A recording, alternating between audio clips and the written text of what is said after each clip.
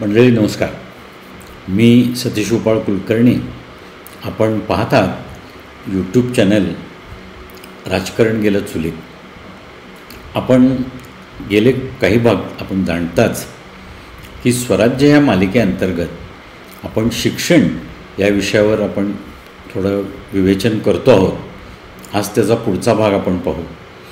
आजच्या भागाकडं परीक्षा हे शीर्षक आहे आजच्या भागाचं.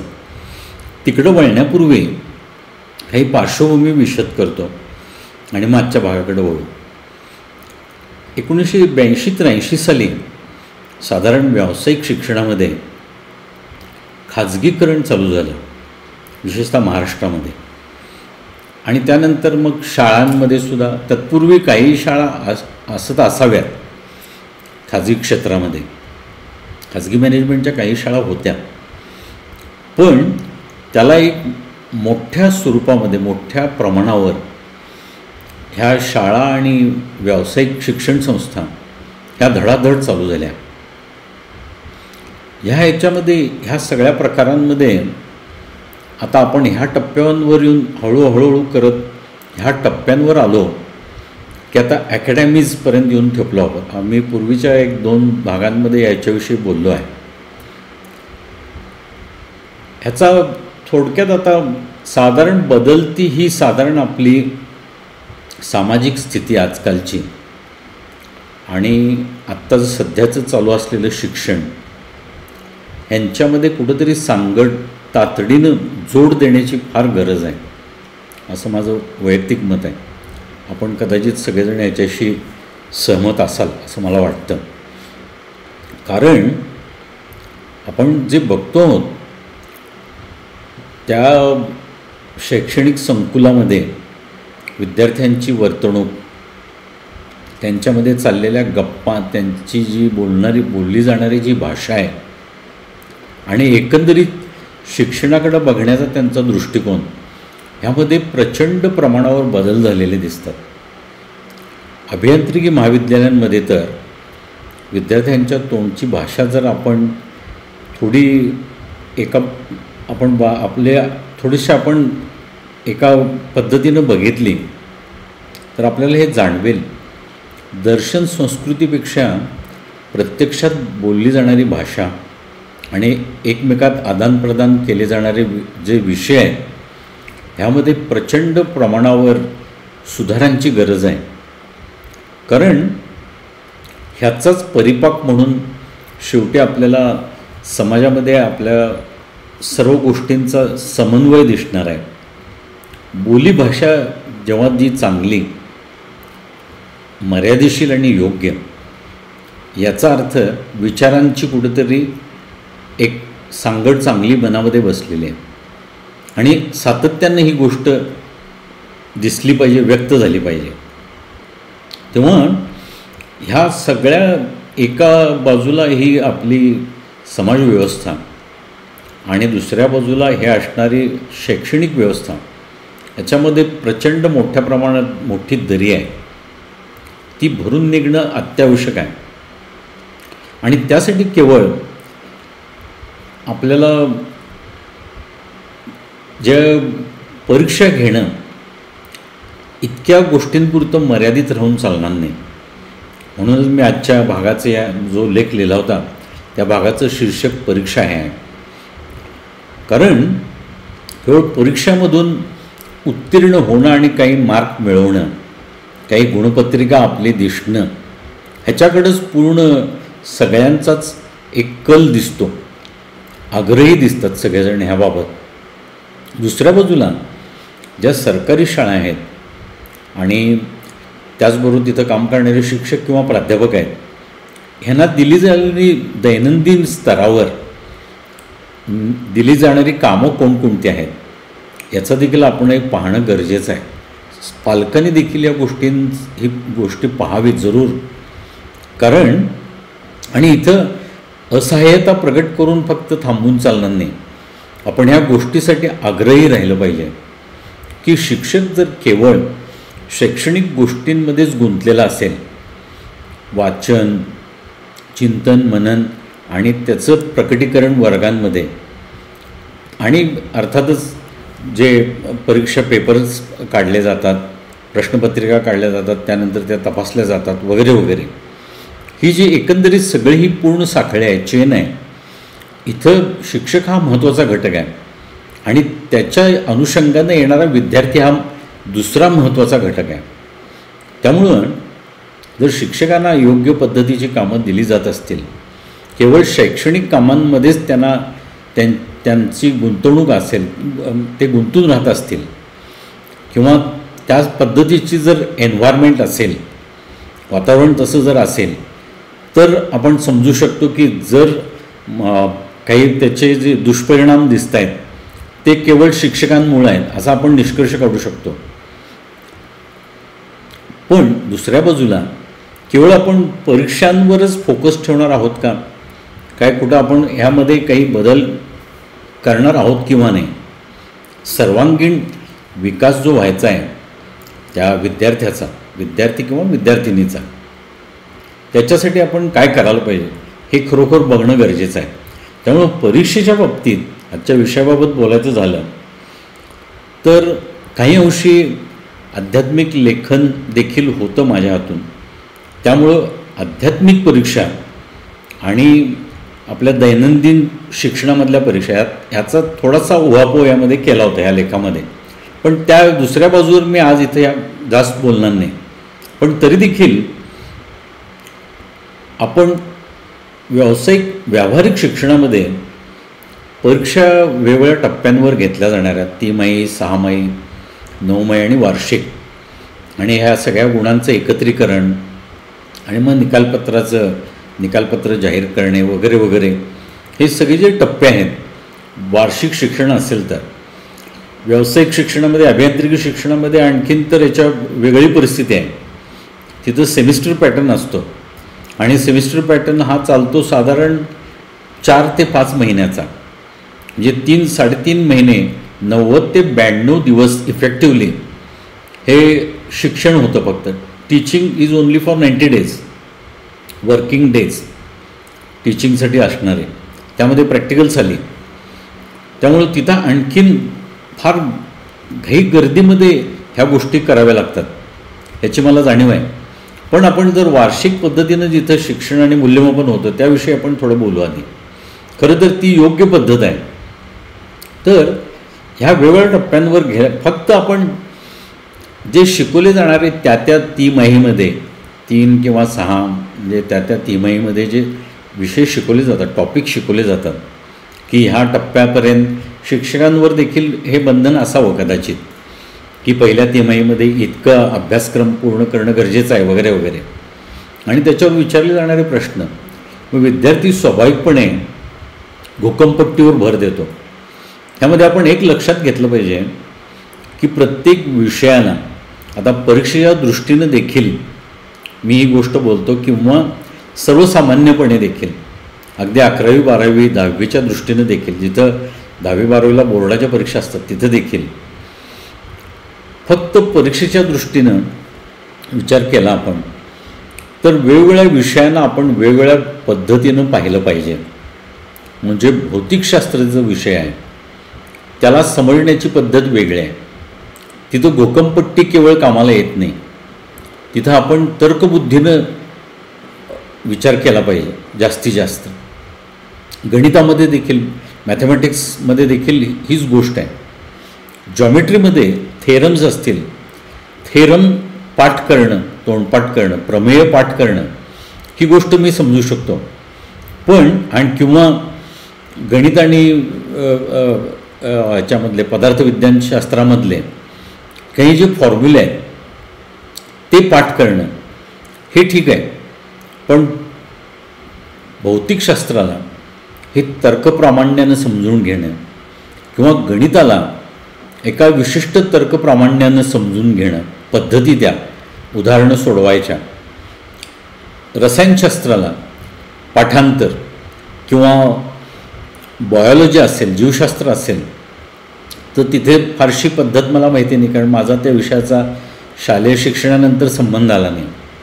पण ह्या 3 विषयांमध्ये तरी ॲनालिटिकल थिंकिंग, कारण पुढं जाऊन अभियांत्रिकी शिक्षणामध्ये किंवा वैद्यकीय शिक्षणामध्ये देखील ॲनालिटिकल थिंकिंग हे एक विज्ञाननिष्ठ पद्धत, तर्कपद्धती अशी असावी लागते. तर त्या पद्धतीनं हे विषय समजून घेणं गरजेचं आहे. त्यामुळं केवळ घोकंपट्टी करून हे विषय आपल्याला समजले असं होत नाही. आणि विषय समजून घेण्यासाठी आपल्याला वेळ देणं खूप गरजेचं असतं. म्हणजे काही दैनंदिन स्तरावर दिले जाणारे जे गृहपाठ आहेत ते सोडवण्यात विद्यार्थ्यांचा वेळ जातो. पण त्याचवेळी हे असे विषय जे आहेत ते समजून घेऊन आपण त्या प्रश्नांची जर उत्तरं दिली तर अतिशय समर्पक होईल. विषय हा भिनेल आपल्या मनामध्ये. आणि त्यामुळं जो आपण पहिल्या तिमाहीमध्ये विषय शिकलो तो कुठलाही विषय असो, इतिहास जरी देखील समजा असेल, इतिहासाला पाठांतराची गरज आहे. सण आणि सणावळ्या लक्षात ठेवणे किंवा नागरिकशास्त्रामध्ये देखील काही विशिष्ट आकडेवारी लक्षात ठेवणे हे गरजेचं आहे. तिथं पाठांतराशिवाय पर्याय नाही. आणि पाठ करण्या व्यतिरिक्त एखाद्या पाटीसदृश गोष्टीवर लिहिणे म्हणजे ते आपल्याला पुसून टाकता येईल. त्यामुळे पेपरची देखील बचत होईल. अशा पद्धतीनं जर केलं आपण, जो एक विशिष्ट एक पॅरेग्राफ वाचला आणि तो समजून घ्यायचा प्रयत्न केला आणि तो कुठंतरी लिहून काढला, आपण त्यामधले फक्त पॉईंट्स जरी लिहून काढले तरी त्या विषयाचा अभ्यास अगदी सुव्यवस्थितपणे पार पडेल. त्यामुळं केवळ प्रश्नपत्रिका बघणे पूर्वी आलेल्या आणि त्याला अनुसरून ह्या अभ्यासक्रम राबवणे हे तितकंसं योग्य नव्हे, हे मला यामधून सांगायचं आहे. अगदी फक्त परीक्षेच्या दृष्टीनं विचार केला तरी. त्यामुळं अगदी पहिल्या इयत्तेपासून आपण आता केवळ परीक्षेसाठी विद्यार्थी तयार करतो आहोत का, ह्याचा कुठेतरी आपण पालकांनी विशेषतः विचार करणं खूप गरजेचं आहे. केवळ मेरिटमध्ये येणं हा आपला उद्देश राहिला आहे का? मेरिटमध्ये आलेलं वाईट आहे असं मी म्हणत नाही, किंवा मार्क मिळवू नयेत असंही माझ्या म्हणण्याचा भावार्थ नाही आहे. मार्क निश्चित चांगले मिळवावेत विद्यार्थ्यांनी, जेणेकरून, पण त्या विद्यार्थ्यावर त्या गोष्टींचा तणाव किती येतो, तो त्यामध्ये किती कम्फर्टेबल असतो हे शिकण्यामध्ये, हे पूर्वीच्या भागांमध्ये मी देखील बोललो आहे. पण तरी पुन्हा हे मी नमूद करतो, रिपीट करतो ही गोष्ट, की एखादा विद्यार्थी हा एखाद्या विषयामध्ये कम्फर्टेबल आहे का नाही, त्याला त्यामध्ये स्वारस्य आहे का नाही. गणित सोडवण्यामध्ये काही विद्यार्थ्यांना स्वारस्य असत नाही, तर तिकडं कल त्याचा कसा वाढेल ह्यासाठी आपण प्रयत्न करावेत. या विषय सोपा कसा आहे समजून सांगायचा प्रयत्न करावा. फक्त त्याला दोष देत बसून किंवा अमुक एक दुसरा कोणीतरी अशा पद्धतीनं करतो तर बघ त्याला किती मार्क्स चांगले आले, त्याची परिस्थिती अमुक आहे, ह्या म्हणजे इतर गोष्टींचा अंतर्भाव इथं आणून त्याच्या मनावर आणखीन ताण निर्माण होईल असं न करता तो सहज सुलभतेनं त्या विषयाकडे त्याला ती गोडी कशी लागेल ह्याचा आपण जर एक प्रयत्न केला, कसोशीनं प्रयत्न केला, केवळ काही मिनटं काही तास प्रयत्न करून कधी कधी प्रश्न हे सुटत नाहीत. आपल्याला त्यासाठी आपला भरपूर वेळ द्यावा लागतो. म्हणून मी माझ्या मागच्या भागामध्ये म्हटलं होतं की केवळ कुठल्या तरी एखाद्या संस्कार वर्गामध्ये किंवा एखाद्या अकॅडमीमध्ये घातलं म्हणजे आपलं काम झालं असं होत नाही. ते होत असताना ही प्रक्रियेमधून तो पाल्य जात असताना त्याची धारणा काय बनली आहे नेमकी, त्याच्या धारणा उलटपक्षी तर निर्माण होत नाही आहेत ना, म्हणजे त्याला प्रतिरोध तरी आतून येत नाही आहे ना ह्या गोष्टींना, हे पाहणं खरोखर खूप गरजेचं आहे. आणि त्याला अनुषंगानंच मग तो पुढं काय शिकेल आणि त्याच्या हातून काय चांगलं कार्य होईल ह्याचा पाया इथं हा सुरुवातीला घातला जातो. जर एखादा पाल्य जर एखाद्या गोष्टीपासून रिट्रॅक्ट होत असेल तर तो का होतोय नेमका, ही मानसिकता त्याची समजून घेणं खरोखर गरजेचं आहे. त्यामुळे ते फक्त अदरवाईज काय होईल, केवळ परीक्षा हे त्याला एक बंधन वाटायला लागेल आणि आपण केवळ आपलं आयुष्य हे केवळ परीक्षा देण्यापुरतंच राहिलं का असा त्याचा समज होईल यामधून. म्हणून हा मी मुद्दाम सगळ्यात महत्त्वाचा आज मुद्दा निवडला आहे, तो परीक्षेचा आहे. ह्याला आणखीनही पैलू आहेत, पण ह्या एका व्हिडिओमध्ये ह्या सगळ्या विषयांवर चर्चा करणं शक्य नाही. पण मला जितके मी माझ्या पद्धतीनं मी जितके मुद्दे मी काढून ठेवलेले आहेत त्यांचं मी इथं विशद करण्याचा मांडण्याचा प्रयत्न मी करतो आहे. या उलट काही आध्यात्मिक एखादं उदाहरण द्यायचं झालं तर ज्यांना ह्याची आवड आहे त्यांच्यासाठी कदाचित हे योग्य वाटेल. आणि खरोखर प्रत्येक आपल्या भारतीय घरामध्ये आध्यात्मिकता असणं हे निकडीचं आहे, अत्यावश्यक आहे, असंही माझं मत आहे. मी अर्थात ही गोष्ट कोणावर लादत नाही आहे. पण आध्यात्मिकतेमध्ये मात्र आपल्याला काय शिकवलं जातं की गुरु हे परीक्षा घेणार आणि ते आपल्याला उत्तीर्ण करतीलच असं नाही.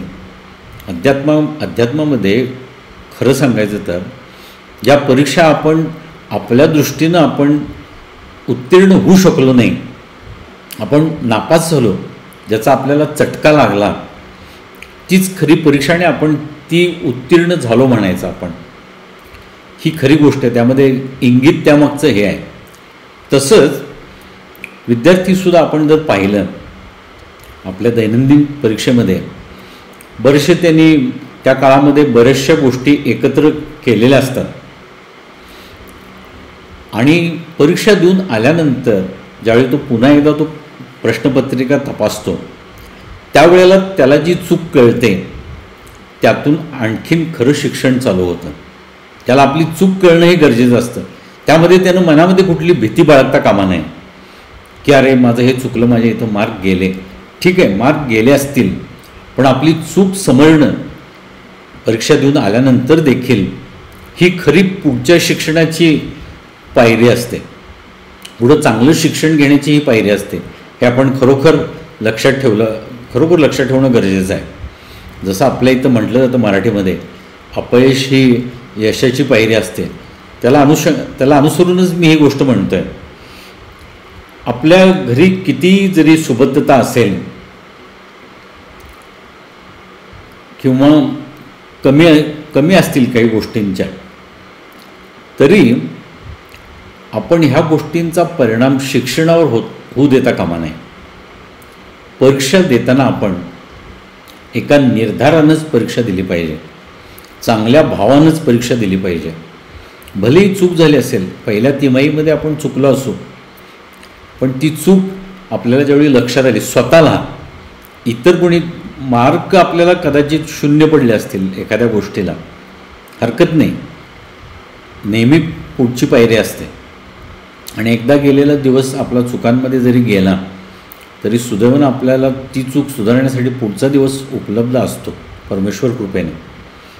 तेव्हा यामध्ये आपण कुठेही निराश न होता, परीक्षा देऊन आपण निराश न होता, त्यामध्ये आपली चूक घडली किंवा त्याचं मनावर किंवा आपल्या एकंदरीत व्यक्तिमत्वावर दडपण न ठेवता आपण त्यातून पुढं कशी वाटचाल चांगली करू ह्याच्याकडं आपण सजगतेनं पाहिलं पाहिजे, धाडसानं बघितलं पाहिजे आणि निर्भीडपणानं बघितलं पाहिजे.